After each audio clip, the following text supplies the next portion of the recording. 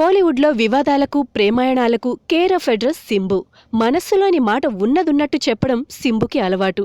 గతంలో పలువురు సెలబ్రిటీలపై బాహాటంగానే కామెంట్ చేయడంతో ఆ వ్యాఖ్యలు పెద్ద దుమారాన్ని రేపాయి. ఆ మధ్య మనోడు పాడిన బీప్ సాంగ్ దేశవ్యాప్తంగా సంచలనం సృష్టించడం, మహిళలు రచ్చరచ్చ చేయడంతో సింబు క్షమాపణలు చెప్పక తప్పలేదు. తాజాగా కావేరీ నదీ జలాల విషయంలో కర్ణాటక, తమిళనాడు రాష్ట్రాల మధ్య తీవ్ర ఉద్రిక్త పరిస్థితులు చోటు చేసుకుంటున్న తరుణంలో మరోసారి నోరు పారేసుకున్నాడు. కర్ణాటకలో తన సినిమాలు విడుదల చేయబోనని సింబు ప్రకటించినట్టు కథనాలు వచ్చాయి. దీంతో సోషల్ మీడియా హోరెత్తిపోయింది. సింబుపై తీవ్ర స్థాయిలో మండిపడ్డారు నెటిజన్లు. నోరు జారడం, నాలుగు ఖర్చుకోవడం మనోడికి అలవాటే కదా.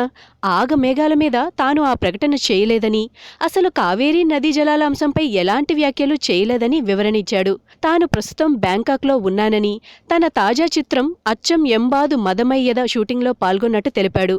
మరి సింబు వివరణతో నెటిజన్లు శాంతిస్తారా లేదో వేచి చూడాలి మరి.